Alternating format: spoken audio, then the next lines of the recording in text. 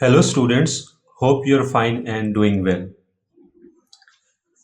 Our today topic is very sensitive.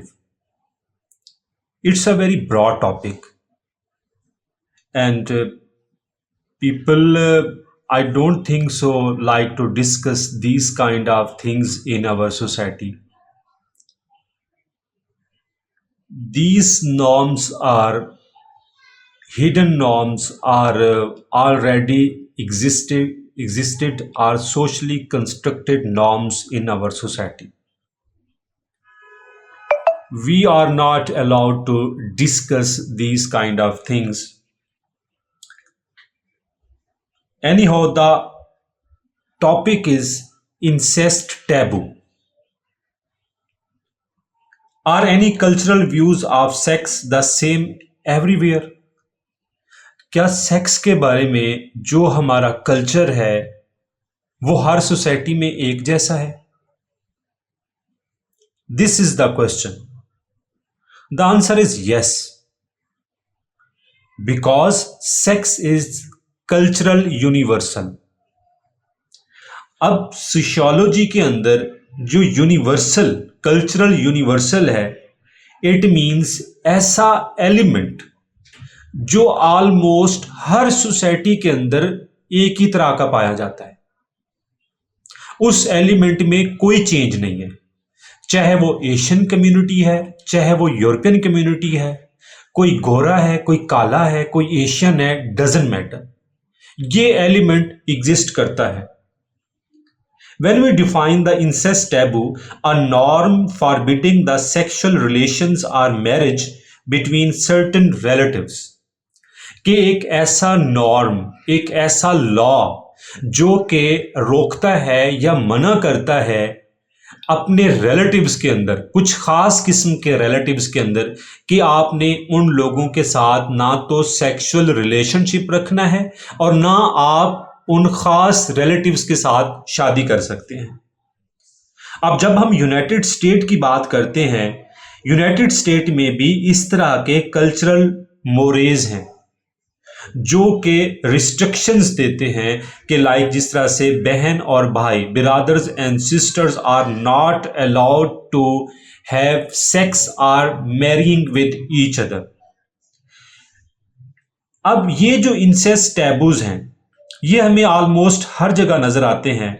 जिस तरह से यहाँ पे बात हो रही है कि यूनाइटेड स्टेट के अंदर ऑलमोस्ट 24 यूनाइटेड स्टेट्स के अंदर ऐसी स्टेट्स हैं जो कि outlaw marriage between the first cousin, कि फर्स्ट कजन के बीच आप शादी नहीं कर सकते, कि आपकी फर्स्ट कजन है, सेकंड कजन है, आप शादी नहीं कर सकते. लेकिन 26 स्टेट्स में इस तरह का कोई लॉ नहीं है, वहां पे परमिशन है, आप शादी कर सकते हैं.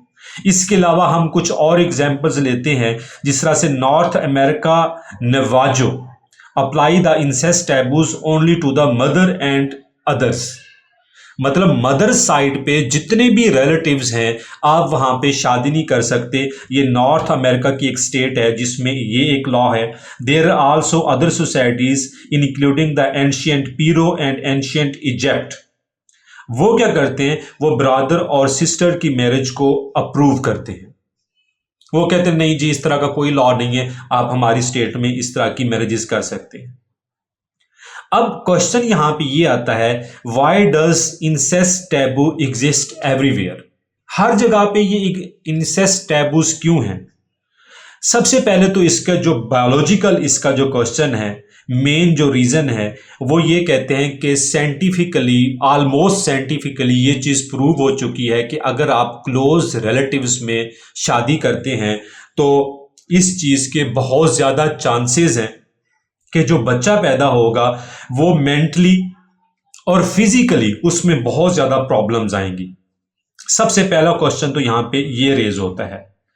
लेकिन दूसरी तरफ एक ये भी फैक्ट है कि वाई ओनली ह्यूमन बीइंग्स, बाकी जो अदर स्पीशीज हैं उनके अंदर इस तरह का कोई प्रॉब्लम क्यों नहीं आता? तो इसका हमारे पास कोई आंसर नहीं है. As a sociologist we don't have such kind of answer. In other words, controlling the sexuality among the close relatives seems a necessary element of social organization. Sociologist ये कहते हैं कि अगर आपने सोसाइटी के अंदर एक डेकोरम को मेंटेन करना है, एक सोशल ऑर्गेनाइजेशन को, एक सोशल स्ट्रक्चर को मेंटेन करना है, उसको स्टेबल करना है, तो आपको सर्टेन लॉज बनाने पड़ेंगे जो कि इंसेस्ट टैबूज है। दूसरी तरफ वो ये भी कहते हैं कि incest taboo limits the sexual competition, मतलब अगर एक बहन है और 4 भाई हैं दूसरी तरफ, तो सेक्सुअल कंपटीशन को बेसिकली कंट्रोल करने के लिए, या अगर मदर और सन का आपस में सेक्सुअल रिलेशनशिप है तो उस रिलेशनशिप के वजह से जो बच्चा पैदा होगा वो किसका होगा, या वो क्या रिलेशनशिप बनेगा उसका उसके भाई के साथ या उसकी मदर के साथ। तो ये कहा जाता है कि अगर सोसाइटी के अंदर कुछ रिस्ट्रिक्शंस होगी सेक्स के अंदर, तो फिर क्या होगा कि कुछ लोगों के कुछ राइट्स भी डिफाइन हो जाएंगे, कुछ ऑब्लिगेशंस भी डिफाइन हो जाएंगी, जो एक दूसरे के लिए जो राइट्स और रिस्पॉन्सिबिलिटीज बनती हैं उनको भी डिफाइन किया जा सकता है बड़े अच्छे तरीके से। और तीसरी बात इसमें यह है, by requiring people to marry outside their immediate families, कि जब आप अपनी फैमिली से बाहर कोई शादी करते हैं, कोई अपने लिए कपल या कोई आप एक पर्सन अपने लिए फाइंड आउट करते हैं, तो इस तरह से आपके रिलेशनशिप्स भी थोड़े से बढ़ जाते हैं और उसमें यह कि सोसाइटी के अंदर एक स्टेबिलिटी भी आ जाती है। The incest taboo has been enduring the sexual norm in the United States and elsewhere. हर जगह आपको इस तरह के incest taboo से रिलेटेड जो सोशल नॉर्म्स हैं वो आपको नज़र आते हैं। लेकिन एक ये बात भी नज़र आई है कि मतलब वक्त के साथ साथ many sexual norms have change over time. कुछ सेक्सुअल नॉर्म्स थे जो वक्त के साथ चेंज हुए, जिसको एक रेवोल्यूशन कहा जाता है। लेकिन फिर क्या हुआ, क्योंकि हम नेचर के जब अगेंस्ट जाएंगे तो वो एक ना एक दिन लोग भी उसके अगेंस्ट चले जाते हैं। तो एक 20वीं सेंचुरी में हम देखते हैं कि ड्यूरिंग द 20वीं century, as we now explain, our society experience both a sexual revolution, कि सोसाइटी ने एक सेक्सुअल रेवोल्यूशन को देखा, फेस किया। लेकिन उसके बाद में क्या हुआ, एक काउंटर रेवोल्यूशन आया, लोग उसके अगेंस्ट चले गए, उसकी अपोजिशन में चले गए कि भाई नहीं नहीं, जो नेचर ने जैसे कहा है उस तरह के ही नॉर्म्स होने चाहिए, हमें न्यू रेवोल्यूशन नहीं एक्सेप्ट, और न्यू रेवोल्यूशन को रिजेक्ट कर दिया गया।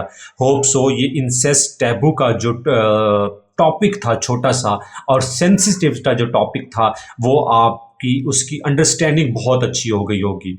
अगर आपको मेरा ये लेक्चर अच्छा लगा है तो और अच्छी अच्छी वीडियोस के लिए, इस तरह के मुश्किल जो कॉन्सेप्ट्स हैं उनको इजी वे में एक्सप्लेन करने के लिए, आपकी अंडरस्टैंडिंग को बढ़ाने के लिए मेरी जो चैनल है मेरा, उसको लाइक करें, सब्सक्राइब करें और शेयर करें। Thank you so much. Take care. अल्लाह हाफिज़।